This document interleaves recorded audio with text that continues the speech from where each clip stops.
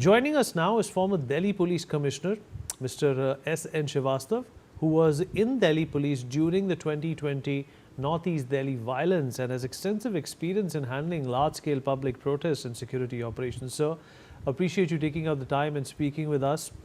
Well, sir, we have seen videos of hooligans hijacking the ongoing CJP protests. How do we tackle them? Yes, the challenge before us is that the hooligans or the other people who have come, I mean, if they are students, they have all come prepared for a long haul. And there's definitely a toolkit before them. As you have seen, that by hunger strike and other things, by having small protests, they were trying to build up a tempo for this. They gathered the support. They have done preparations. They have not only called the students, but also certain anti-social elements who can create violence. I was going through some news reports and also the video of a constable who was saying that he saw behind a toilet on the street. Some people were breaking the tiles and using the tiles as a projectile. They were sharp-edged to cause injury. And if the injury is caused, the person who is hurt, obviously, he is going to overreact and such things. So in order to handle it, we need to understand what exactly is the design. And suppose, like, for instance, they were all trying to go to the Parliament House. So various roads which are leading to Parliament House needs to be blocked.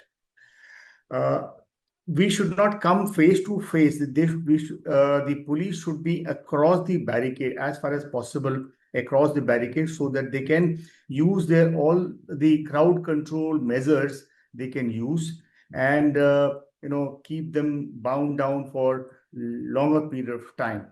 If you are carried out by the crowd, there's always a tendency to sort of for self-defense to act.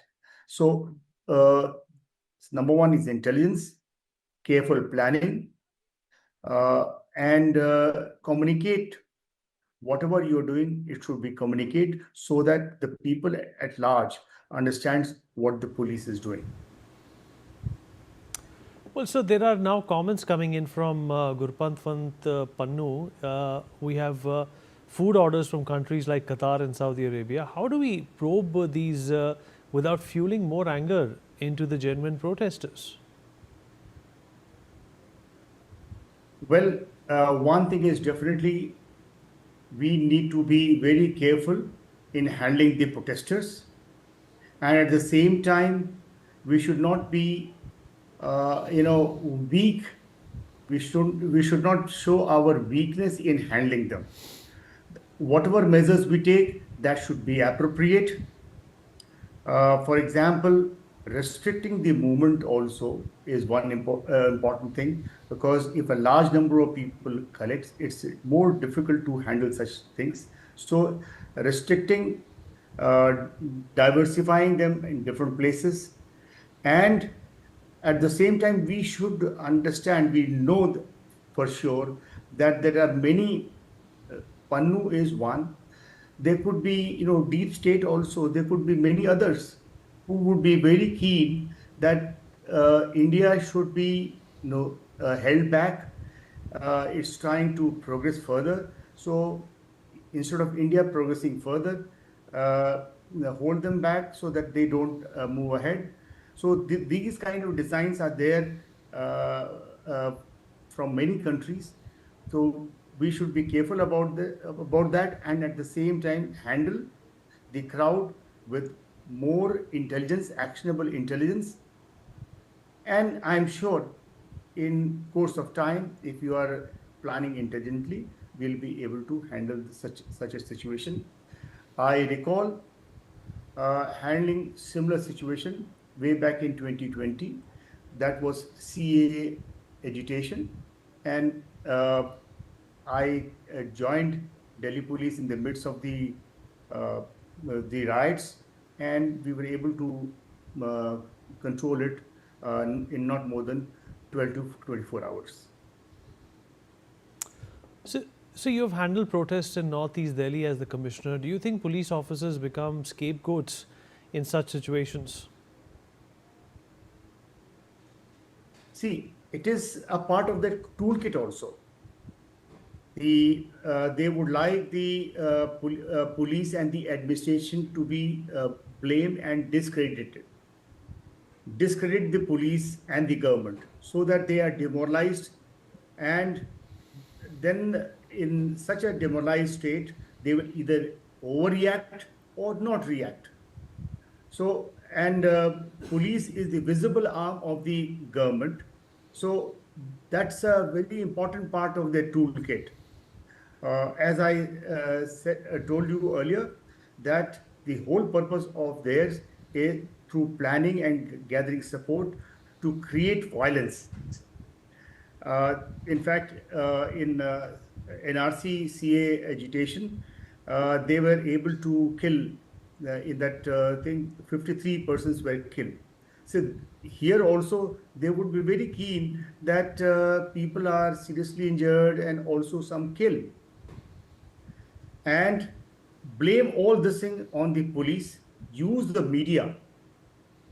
I mean, unfortunately, media in course of reporting do tend to highlight such things, and also use the court, use the pressure of the court on the police, register cases against them so that their hands are tied, and finally put the blame on police and the government so that they are held back.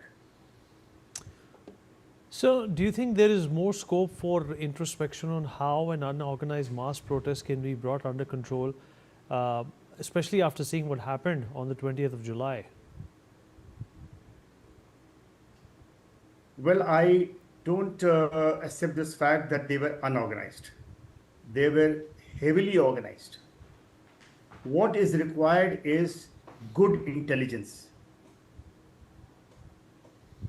Get into the among the protesters, try to gather intelligence what they are trying to do. That is basically developing intelligence, and also on day-to-day basis, how the plans are changing, what is their intention, what they are doing, who are the main organizers, who are behind them, the how the funds are being brought. So all this, if we do, we'll be able to be more correct in our response. And so, in your assessment, what are the law and order challenges emerging now, and Central Delhi and in Central Delhi, and how can they be dealt with? Well, such a problem will carry on, as you saw. Once Sonam Wangchuk was removed, and I think next day or day after, then they were all marched to the parliament. Then there was something, a political group had gone to the PM residence. They had almost reached there. So we have to anticipate what is going to happen next, and prepare an actionable plan for all these things. Deploy your best officers, have all round the clock vigil, gather intelligence, and do your best. So, really appreciate you speaking with us. Thank you so much, sir. Some breaking news coming in. Well, Delhi police has responded to Arvind Kejriwal's post on X, clarifying that there will be no crackdown on protesters at Jantar Mantar tonight. The clarification came after Kejriwal suggested that the closure of shops in Connaught Place indicated preparations for another police action against the protesters. Delhi police has now dismissed those concerns, saying no such operation is planned tonight.